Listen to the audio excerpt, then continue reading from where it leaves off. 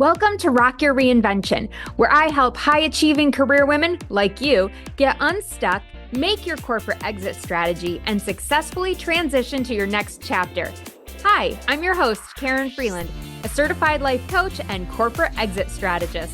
Whether you want to start a business, become a speaker, or something else, I'm here to give you the tools and strategies to shift your mindset, build your confidence, and take bold actions so you can rock your reinvention.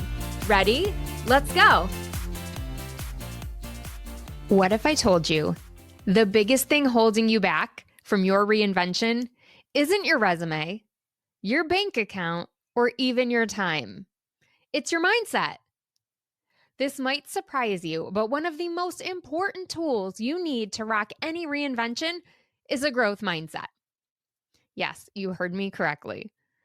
That's why I dedicated an entire chapter of Grab Life by the Dreams to developing a growth mindset. Because if you can operate consistently from a growth mindset, then you're going to be far more successful and actually enjoy the journey of your transformation than if you stay in that fixed mindset. It probably sounds like a no-brainer, right? I mean, on the surface, this is all very logical and it makes a ton of sense.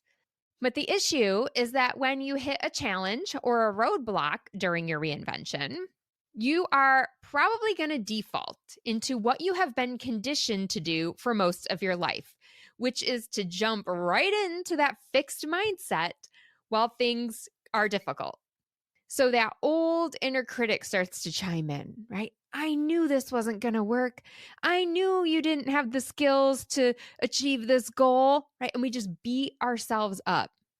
Fixed thinking. What I believe a fixed mindset is more often than not is a defense mechanism, right? It's something that we use to keep us safe or to save face, even if it's just in our own mind. But now that you know the importance of a growth mindset, you can take some very specific steps to cultivate one for yourself. And I want to share 5 ways that I have found and that have worked with my clients to help develop a growth mindset. And I want to take you through those today. Okay, the first thing I want to take you through is embracing challenges and befriending failure. Let me break down each of these for you. Embracing challenges. When you face a difficult situation, and let's be clear, when you're going through any reinvention, you will face difficult times. I want you to look at this as an opportunity for growth. What can you learn from this experience? And that learning will be something that stays with you forever, right? This then expands your skill set and what you bring to the table as a human being. You know, Tony Robbins did some research on what he calls the 6 human needs. And one of those needs is growth. That is something that everyone needs in their life. It's not a want. It's not a nice to have. No. It is a basic need for every human. And it makes so much sense because if we aren't growing, then what are we? We're stagnant. We're stuck. And that doesn't feel very good. So it's really critical if you want to rock your reinvention that you start to embrace these challenges and see them as areas of opportunity for growth. The second piece of this is befriending failure. And you might be like, Karen, why would you suggest this? Why would I become friends with my failure? And I know it might seem like crazy talk, but I really encourage you to love your failures just as much as your success. Because it's in the failures that we learn and grow. And we just got done talking about the importance of growth. One of my big failures early in my career, back when I was in corporate, I was a sales rep, came as a result of me lying to a client to get them on a call. So I call this IT director and I kept saying, it's Karen from T-Mobile, and he wouldn't return my calls. He wouldn't pick up the phone. So one day I got this brilliant idea to say, I'm Emily from Microsoft. And I'm so embarrassed. I can't believe I did that, but I did. And he gets on the phone and I'm like, oh, hey, I'm like, have you been ignoring my calls? I'm like, this is Karen from T-Mobile. And let me tell you what, he ripped me a new one. The whole deal blew up in my face. I never got the client. And it was an incredibly painful experience. It was a big failure. But you know what? I learned so much. And I am so glad that it taught me that very valuable lesson that integrity is more important than getting the sale. And I'm glad I learned it when I did. So by becoming friends with my failure, I could ensure that it didn't happen again. Your failures are just feedback, right? They're not death sentences. And so often we treat them like it's going to end our career. You know, I went on to have a very successful sales career, both at T-Mobile and at other companies before I climbed my way to chief of staff and other roles. It was not the end of the world. But again, it taught me something. And so learn to love those failures, embrace those failures. And here's what I'll say. Sometimes the failures are blessings in disguise. You know, sometimes I wonder if my first book, my memoir, wasn't that successful because actually God was saving me from going down a path that wasn't good for me anyway. And I fully believe that that is part of the reason why I achieved the level of success that I did, but it didn't really go any further. And so I can be thankful for that, right? I can be thankful for those so-called failures, right? It didn't achieve the level of success that I was hoping for, that I was thinking it would reach. But maybe that was actually a blessing in disguise so that I could be available for other things, right? We have to always be looking for those silver linings. Now that you've embraced the challenges and you've befriended failure, the second thing I want you to practice is your growth mindset. You have to actually put this into practice. You can't just read about a growth mindset or listen to this podcast episode and expect to wake up tomorrow and be like, yeah, I'm super positive and I have a great growth mindset. No, you have to actually catch yourself when you're in a fixed thinking mode and actively shift yourself out of it, right? There is work here that needs to be done. It's not just about being aware of it, but then what do we do when we're aware? I recently invested in a townhome so that we could rent it out as an additional revenue stream. And more than once, I found myself wanting to throw my hands in the air and walk away. You know, we hit snags. I ran into situations where I wasn't sure what to do next. There were nights I sat on the floor surrounded by all these legal documents and paperwork. And I'm like, what am I doing? Why did I get myself into this? And that's when I knew, I'm like, wait a second, I'm in fixed thinking again. I got to practice my growth mindset. And so I would simply, it's very easy. I would just ask myself, what would my growth mindset say? How would I react if I was operating in a growth mindset right now? And I would instantly find a way forward every single time. I'd be like, oh, I know, I'll ask a friend. Oh, I know, I'll research it on Google. Oh, I'll consult with my realtor on this. She might know what to do next. There was always something I could do to recalibrate my thinking and my approach. And the same is going to be true for you. When you catch yourself slipping into that fixed mindset, you want to actively shift into a growth mindset by asking yourself just a couple of those simple questions. It's not rocket science, but the thing is, most of us are too busy to recognize we're in a fixed mindset, or we're too busy to pause and take the time to ask ourselves those questions and to think through what the next steps are going to be. But if you do this, I promise you, you're going to develop a growth mindset faster than you can say growth mindset. It will really start to become second nature for you. The third way you can build out your growth mindset is to focus on effort. Definitely in our society, we celebrate natural talent.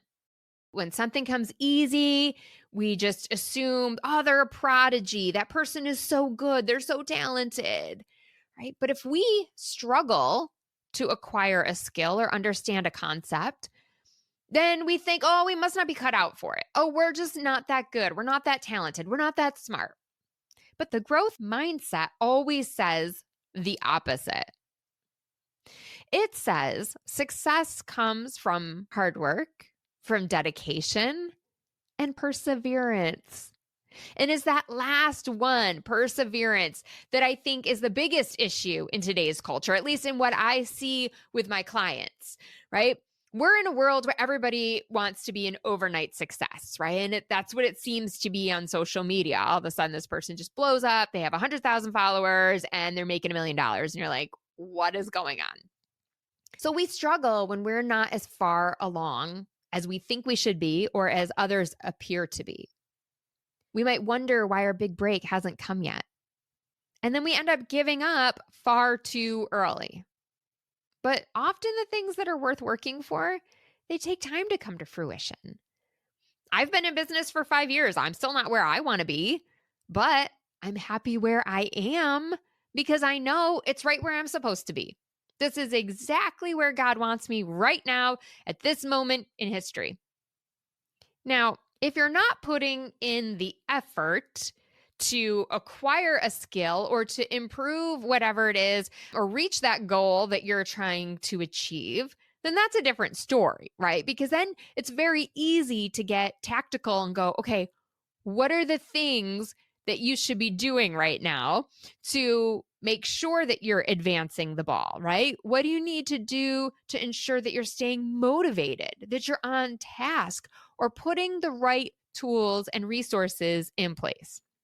So, for example, if you're starting a business, but you only log on 1 hour a day, I can tell you right now, you're not putting in enough effort for your business to be successful, right? It has nothing to do with talent.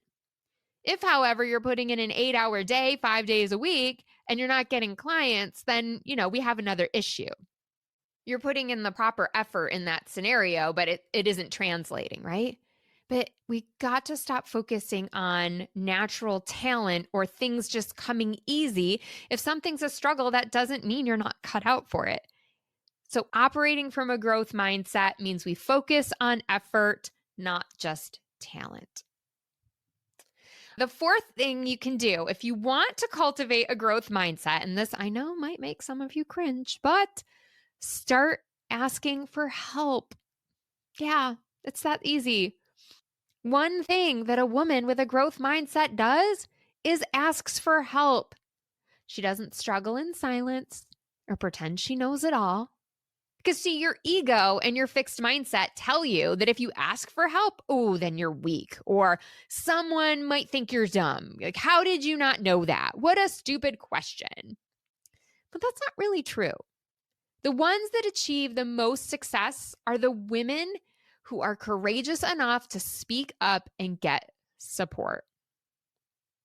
So what if instead of pretending that you knew how to build that business website, you just posted in Facebook and asked somebody and found somebody who loves that stuff and could answer all your questions? Wouldn't that be a godsend? What do you need to ask for help right now in your life or in your career? Pinpoint it, write it down, and I want you to commit to asking for help in the next 24 hours. How's that for an actionable tip? Got to put this stuff into play. Ask for help. I just did this the other day. I'm doing a keynote later this month, and someone was asking, they were asking to see my presentation. They want to basically hear the speech before I give it live. So I went into a Facebook group and I just asked a bunch of women who are already speakers, like, hey, how do you handle this? Do you record a video? Do you set it up on Zoom and just invite them to come to like a mini talk? Like, how do you do this?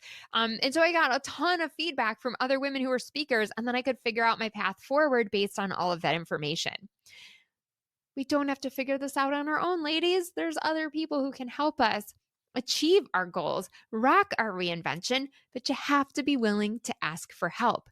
And if you are in fixed mindset, you will not ask for help because you will just stay there and wallow in it. But if you are truly operating from growth mindset, you will have no problem raising your hand and asking someone for assistance.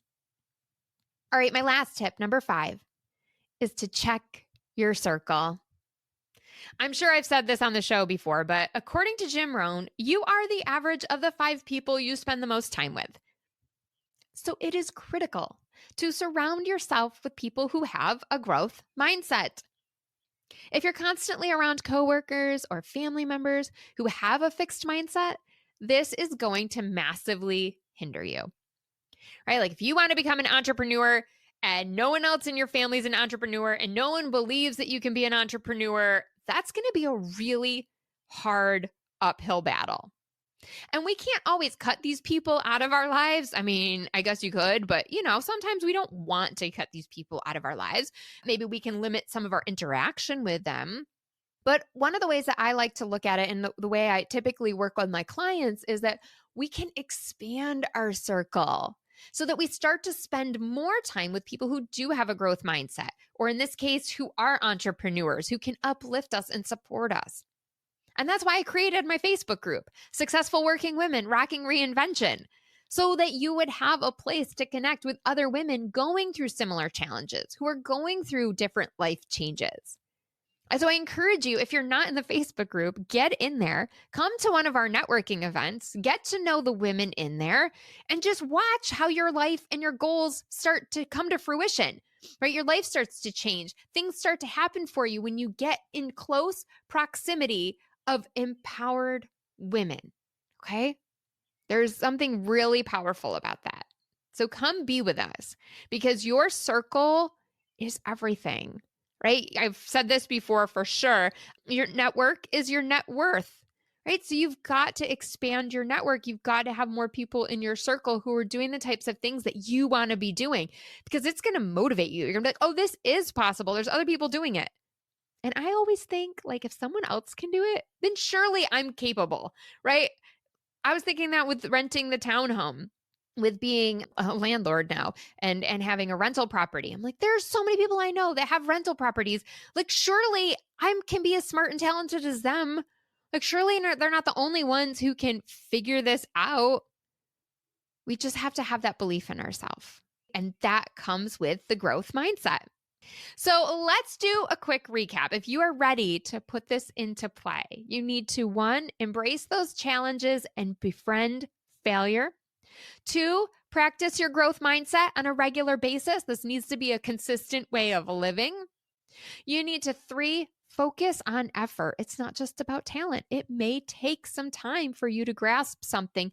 That's okay. It doesn't mean it's not for you. You can figure this out. Number 4, start asking for help. Number 5, check your circle. Get around those people who are going to uplift you and help you achieve your goals. Well, that does it for this episode. Trying to reinvent your life without a growth mindset is kind of like trying to drive a car without a steering wheel. Okay, you can't do it. So if you haven't been prioritizing your mindset, that needs to shift today. And the good news is, this is the best part. It costs you nothing to change your mindset, and you have 100% control over it. That's what makes this such a powerful tool. That's what makes you so unstoppable when you have a growth mindset. And look, if you don't have a copy of my book yet, grab Life by the Dreams. It's available, KarenFreeland.com/dreams.